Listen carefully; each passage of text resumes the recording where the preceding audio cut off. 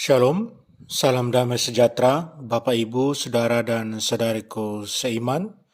Semoga Anda semuanya dalam keadaan yang sehat walafiat, tak kurang satu apapun, dan selalu dalam lindungan kasih Tuhan.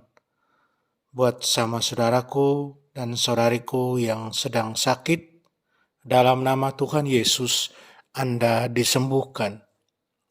Senang berjumpa kembali dengan Anda dalam permenungan harian Sabda Tuhan, Embun Sabda, Sabtu 19 Juni 2021.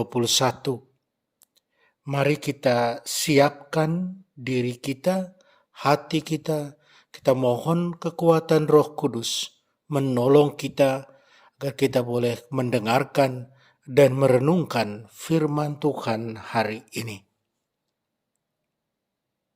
Tuhan sertamu dan sertamu juga. Inilah Injil Yesus Kristus karangan Santo Matius. Dimuliakanlah Tuhan. Dalam khotbah di bukit berkatalah Yesus, "Tak seorang pun dapat mengabdi kepada dua tuan, karena jika demikian, ia akan membenci yang seorang dan mengasihi yang lain, atau ia akan setia kepada yang seorang dan tidak mengindahkan yang lain. Kalian tidak dapat mengabdi kepada Allah dan kepada Mamon.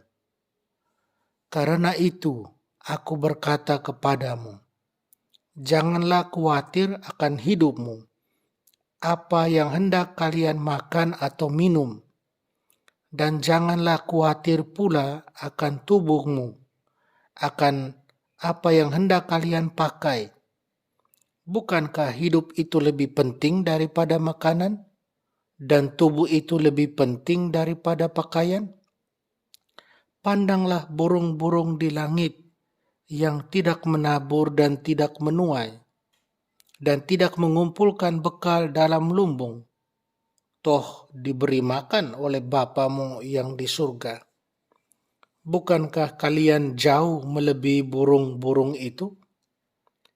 Siapakah di antara kalian yang karena kekhawatirannya dapat menambahkan sehasta saja pada jalan hidupnya? Dan mengapa kamu khawatir akan pakaian? Perhatikanlah bunga bakung di ladang yang tumbuh tanpa bekerja dan tanpa memintal. Namun aku berkata kepadamu, Salomo dalam segala kemegahannya pun tidak berpakaian seindah salah satu dari bunga itu. Jadi, jika demikian, Allah mendandani rumput di ladang yang hari ini ada dan besok dibuang ke dalam api. Tidakkah ia akan terlebih lagi mendandani kalian, hai orang yang kurang percaya? Maka janganlah kamu khawatir dan berkata, apakah yang akan kami makan? Apakah yang akan kami minum? Apakah yang akan kami pakai? Semua itu dicari bangsa-bangsa yang tidak mengenal Allah. Akan tetapi, Bapamu yang di surga tahu bahwa kalian memerlukan semuanya itu. Maka carilah dahulu kerajaan Allah dan kebenarannya, maka semuanya itu akan ditambahkan kepadamu. Sebab itu, janganlah kamu khawatir akan hari esok, karena hari esok mempunyai kesusahannya sendiri. Kesusahan sehari cukuplah untuk sehari. Demikianlah Injil Tuhan. Terpujilah Kristus. Saudara dan saudariku, saya ajak Anda hari ini merenungkan sabda Yesus. Carilah dahulu kerajaan Allah dan kebenarannya, maka semuanya akan ditambahkan kepadamu. Perasaan khawatir adalah perasaan yang manusiawi, perasaan yang setiap hari biasa kita alami sebagai manusia. Contoh, Kita khawatir akan masa depan anak-anak. Kita khawatir akan kesehatan, akan apa yang akan dimakan, akan apa yang dipakai, dan lain sebagainya. Dalam kacamata iman, itu adalah tanda bahwa kita belum sungguh percaya akan penyelenggaraan ilahi. Injil hari ini ingatkan kita, carilah dahulu kerajaan Allah dan kebenarannya, maka semuanya akan ditambahkan padamu. Saudara dan saudariku, apa maksud dari sabda Yesus ini? Maksud dari sabda Yesus ini adalah Yesus minta supaya kita menjadikan kerajaan Allah nomor 1 dalam hidup kita. Maka pastinya kita akan terhindar dari segala bentuk kekhawatiran. Saudara dan saudariku, adalah satu kebenaran yang tidak dapat kita pungkiri, bahwa kita hidup, kita butuh makan. Kita hidup, kita butuh minum, kita butuh pakaian. Tetapi kita juga percaya dalam iman bahwa Allah Bapa kita yang menganugerahkan hidup ini kepada kita, Dia tahu bahwa kita memerlukan semuanya itu. Ia yang memberi hidup kepada kita juga bertanggung jawab untuk menghidupi kita dengan menjamin kebutuhan-kebutuhan kita. Maka kita tidak perlu khawatir. Saudara dan saudariku, namun kita juga mengalami bahwa semua itu tidak diberikan begitu saja. Kita harus bekerja.